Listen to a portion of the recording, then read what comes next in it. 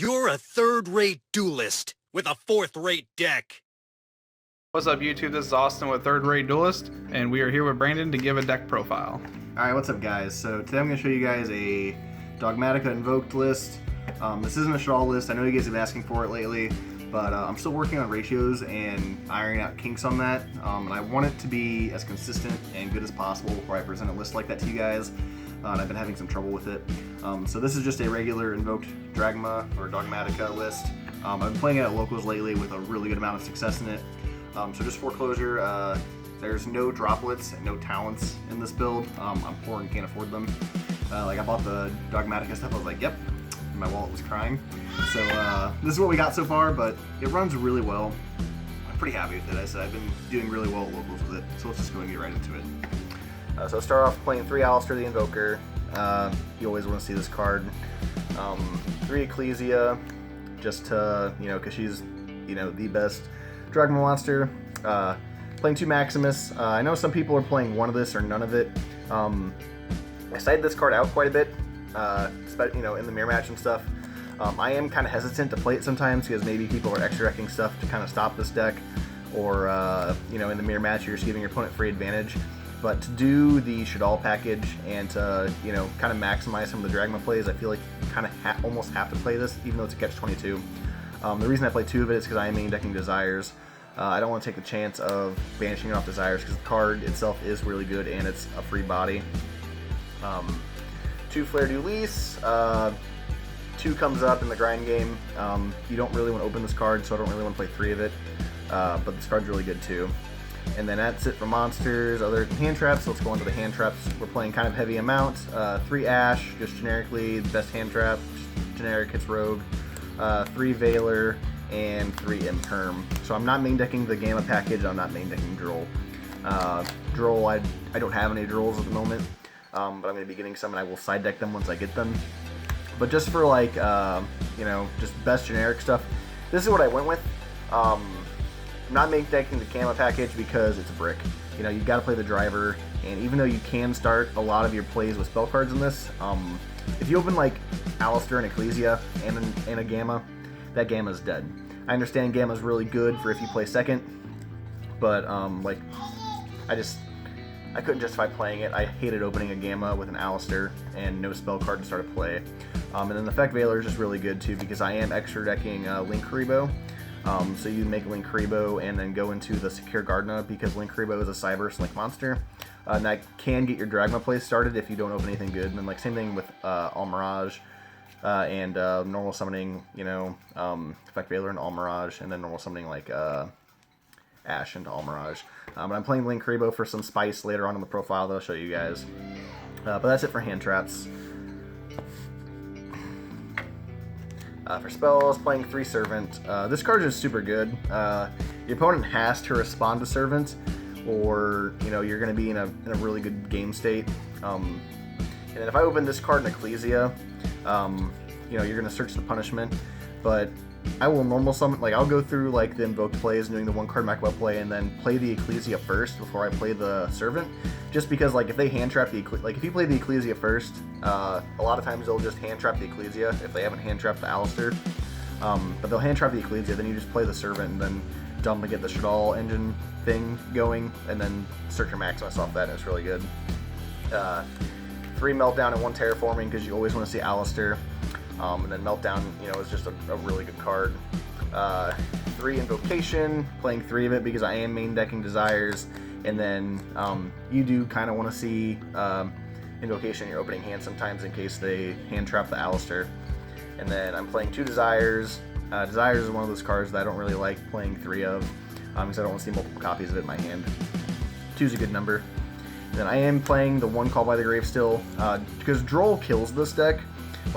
If they droll you on the Meltdown or on the Terraformer and whatever, it really, really sucks. And this card was MVP on Saturday. I got first place Saturday with this deck, and I actually played against Austin for first. And just being able to Call by the Grave, his Natest and overactivated Maximus was really good. And then Call by the Grave, his Golden Lord was really good. Call by the Grave against when I was playing against Riley was super, super good. So this card shouldn't have been hit on the ban list in my opinion, but it's just really good still. Just getting, you know, stuff out of grave. And then I am playing the 1 Upstart Goblin just because you want to, you know, draw cards and see things. So these last 2 spell cards are my personal spice in the deck. And I'll kind of explain them as we go through. And so for the first one is Instant Fusion. So the reason I am playing this is because you can go into Thousand Eyes and then suck up an opponent's monster and then make Link Revo. So for going second, it's really good because it outs a problem card that your opponent has to force, you know, like has to negate, or, you know, something that you can't really get around easily outside of your Dragoon, obviously. So it's really good for going second, but it's also really good for going first because if you open Maximus in this card, you start your Dragma plays because it puts an extra deck monster on the field and a fusion monster in graveyard, so that way you can summon Maximus. So that's why I play this card. I think it's really, really good.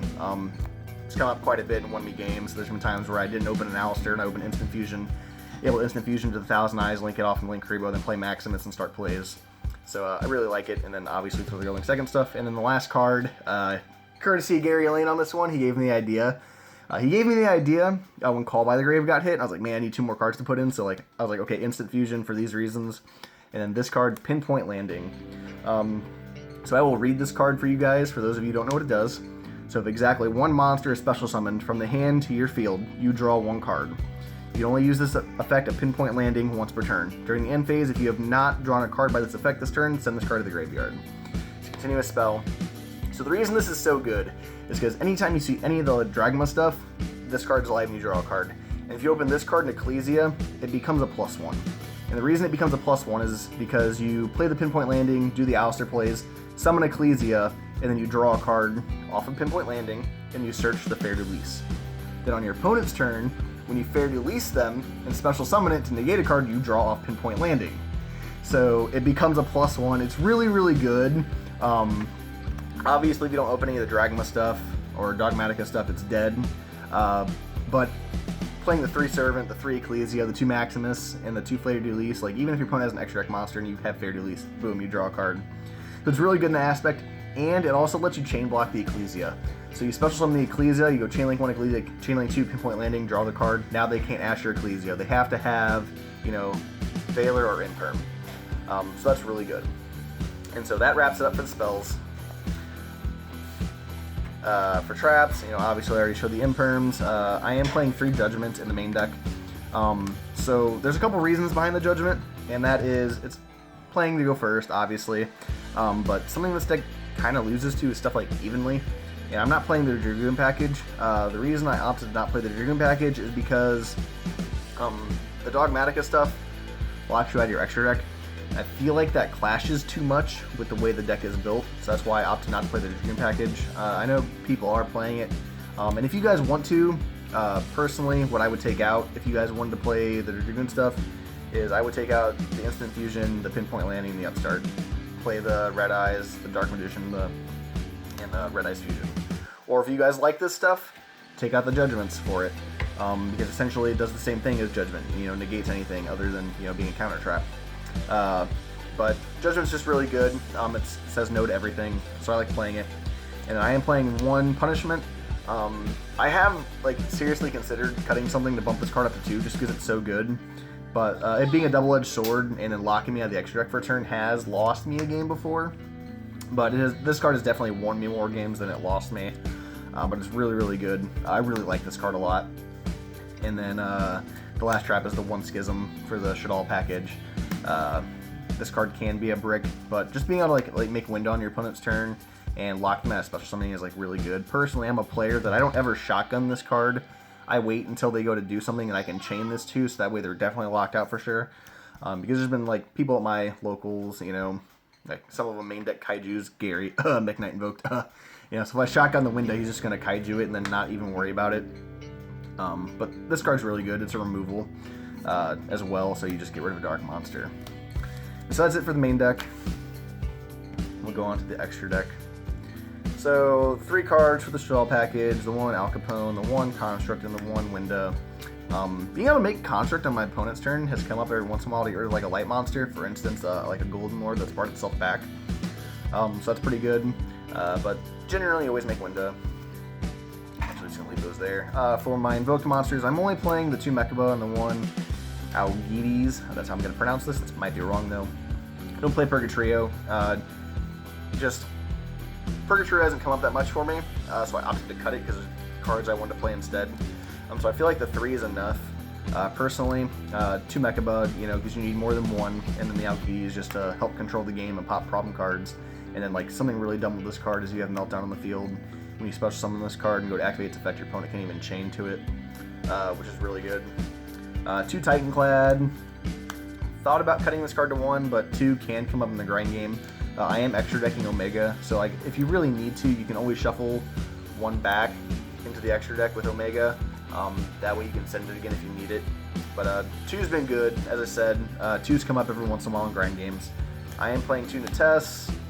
For the same reason 2 comes up later on, or if you're playing against the mirror match, opponent sends Maximus, you dump, a Titanclad and a Nates, then on your turn you play your Servant, and then dump a Nates, pop another problem card. That's why I like this. I don't play the Skull Servant or Skull Knight Dude or whatever for room, for 1 and for 2, just I don't think it's necessary. And the 1000 Eyes for the Instant Fusion play, which I think is really good. The 1 Omega, so I really like Omega because you can do some cheeky plays with this card.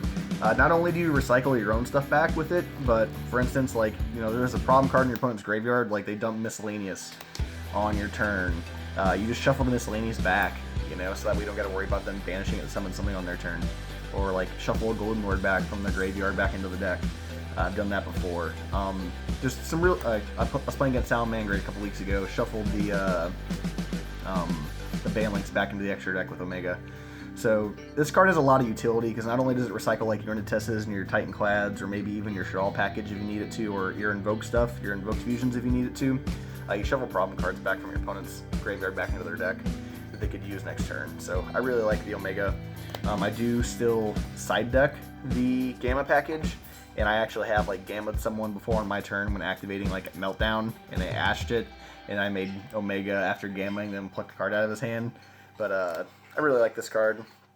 And then I am playing like the 1 card Mechaba package, so the Almirage and the Secure Gardener, and then Link Karibo also for the 1000 Eyes and Instant Fusion. This card comes up quite a bit, like, play against Eldritch or whatever. If they don't pop the Link Karibo, you just make it 0 and try and survive for a turn. And then you can just make Algides to pop it, or send a test to pop it, or whatever. But that's it for the extra deck. The side deck, this is kind of tailored to my locals, so be that as it may. There's not a super bunch of meta locals right now. Like, there's Eldritch and Dogmatika. Those are the only meta decks at my locals right now. So if I had the chance, I would be siding Girl, but I don't have any right now. But siding the Gamma package, just because there's dinos at my locals, so getting rid of the monster off the field is really good. I was main decking this for a little bit, but I hated drawing Driver, hated drawing Gamma, and then not having a spell card to start a play. So I opted to side it instead, so that way for whenever I know I'm going second. 2 Nibiru, I would play 3 if I had room for it. If you guys have any suggestions on what I could cut or not play, just let me know. But 2 for now. 3 Ruler. There's heroes at my locals, so if I don't draw Nibiru, I'm going to Dark Ruler him. 2 Cyclone and 1 Feather Duster for back row decks. There's a couple people at my locals now playing Eldritch, so these are necessary. Thought I might cut this for the 3rd Cyclone, just to banish the bird, but if I draw this and can OTK them, then I will, but that doesn't really come up too often. And then 3 Evenly Matched. Like, this card is super good against the mirror match if they don't have Dragoon or Judgment or whatever, because Evenly Matched just kills this deck. If they don't have a way to stop it or a trap in hand for Mechaba, Evenly Matched is like super good against Eldritch. If they don't, have Judgment or whatever, a way to stop it. This card is just like really good. Like, if you can bait the negates with Dragon Link or whatever, then evenly match them. Probably not that good against Dragon Link now that I think about it, but it's really good against Dogmatika, Eldritch, and can be good against dinos. So that's why I play the evenly matched. So that wraps up for the deck profile. Let me know down in the comment section below what you guys think. Like, comment, subscribe, and later, YouTube.